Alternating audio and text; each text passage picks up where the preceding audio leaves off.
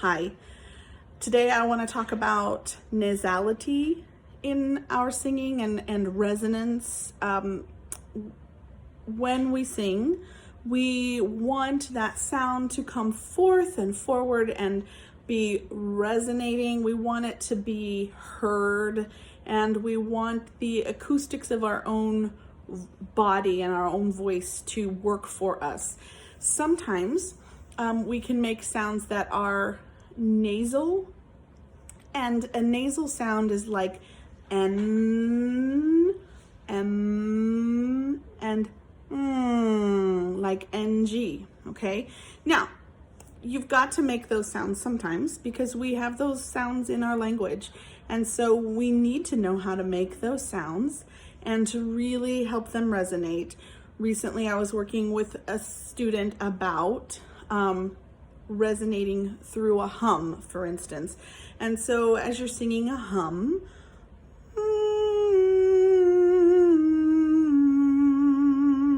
you want to keep the inside of your mouth open, as if, one of the things that I say is, if you were getting a drink of water at the drinking fountain, remember when we were kids and you only got like 5 seconds, the teacher would be like, 1, 2, 3, 4, 5. You only have 5 seconds to gulp down some water. Remember that? Okay. Does that still happen? We usually do. Oh, they only get 3 nowadays. Only 3. So my son says that still happens. So you gulp down the water. My son's doing it. You gulp down the water and you take it back with you to the classroom, right? Got that water in your mouth. So think about that space. My son is doing this. He's supposed to be doing his writing homework. I love you too, baby. Okay. So that's, you want some good resonance when you're humming, rather than keeping everything closed. And you should feel the difference. If your whole mouth is closed, you feel a little bit of tingliness, but you don't feel as much as, you should feel a little tingliness in the nose and in the mouth area. You want the mouth to be nice and not closed too tight, just easy. And okay, so you've got some sounds, sounds, and sounds. Those are all very important sounds that we need to make. But what we don't want, for most of the time, sometimes stylistically we can choose to do something different, but what we don't want is to hear ah. It's not a really pretty sound necessarily. It's not very resonant. It's not going to go very far. And what's happening in a sound like that is that the part of the palate is lowered, and it's causing the air then to move upward into the nasal area to resonate rather than in the mouth. So it's dispersing the air in 2 different ways, and you're not getting the fullness of the resonance that you could get. So that's why we often don't prefer to hear sounds that are terribly nasal all of the time.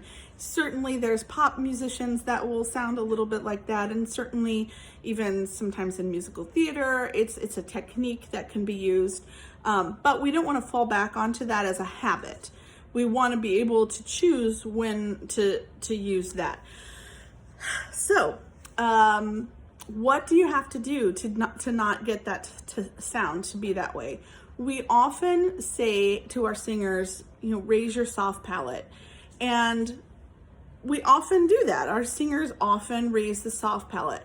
But what I have found is that sometimes the singers pull backwards instead of upwards.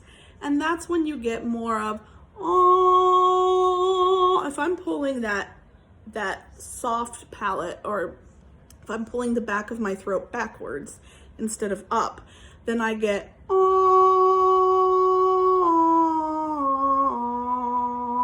and the sound is really resonating through here and not through here. So if I lift the palate straight up rather than yanking it backwards, then I'm going to get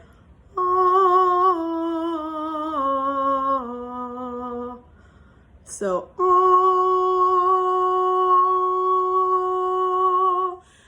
I did as I was doing that was raising a different part of the throat. One of my teachers pointed out to me to think about raising the hard part of the roof of my mouth. So we don't think about that because, oh, that's the hard part. That's bone. We can't do that. But you can lift. You can lift the jaw as well as drop it. It's another, maybe that might be another day, I don't know. But so the jaw can hinge this way, both ways. It's not just going down, but it's a lifting. Ah, ah. If I lift both ways, then I'm going to get more resonance. There's muscle here, the zygomatic arch. It is the muscle that makes us smile. And so when we think about the smile, ah, we get that kind of a sound rather than ah. Do you hear the difference in those sounds? Ah, oh. Not only that, it just kind of looks nicer to sing like that instead of, even my son can do it. If my 8-year-old son can do it, you can do it. So, where are we? So to prevent the nasality, you're going to work on lifting the middle part of your mouth rather than pulling back the soft palate. We're not yanking backwards, but we're lifting. So how do you know if you're doing it right? This is a great exercise. This is the pinching your nose exercise. So you're going to pinch your nose, and if you feel vibration in your nose as you're singing, then you're doing it wrong. So if I feel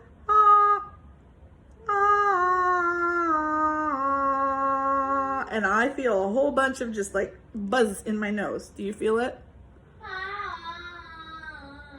Yeah, my son said he felt it.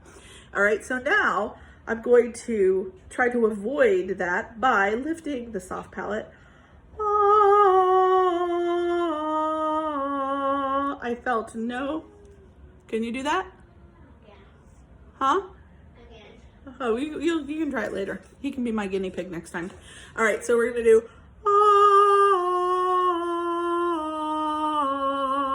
as opposed to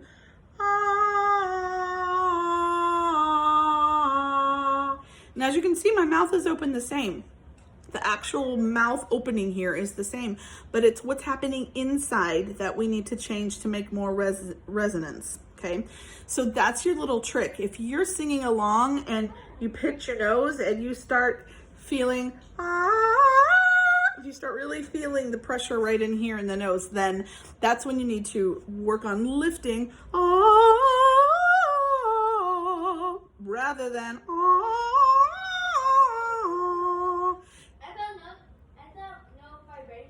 Great, that means you did it perfect. So, yes. So, so you can do exercises. Let's see. Oh, let's do NBC. We haven't done that one in a while. I call this NBC. I'm probably going to get in trouble for saying NBC, whatever, because it's the three notes of the NBC theme. And we're just going to do, and I want you to pinch your nose as you're doing it. I'm not going to pinch my nose because, well, y'all don't need to see that. And I need to sing it properly for you. But I want you to pinch your nose. And while you're singing, I want you to notice any sensations that you get here.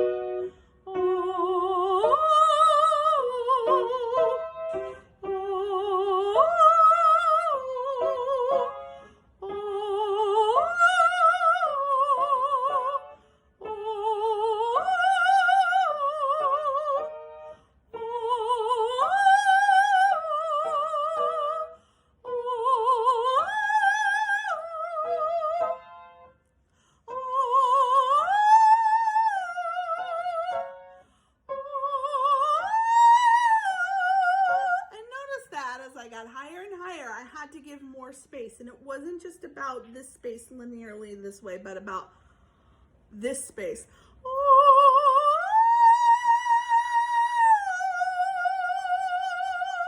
And not,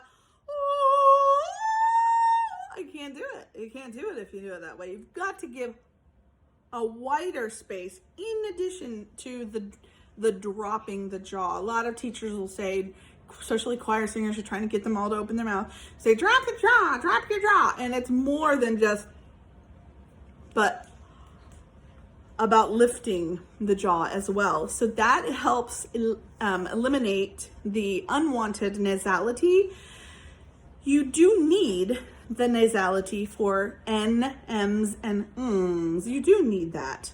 So you don't want to sound like you have a cold when you're singing. So you do want to really sing through those sounds like, Mama made me meatballs. I don't know, that was the only thing that came to my mind. Random. It was random. Mama, because if I don't do that very strongly, it will sound like I have a cold. Ba ba ba ba ba ba ba ba ma. I've got to really send that air through there and use that for the sounds. So practice making sure that you are not singing with nasality.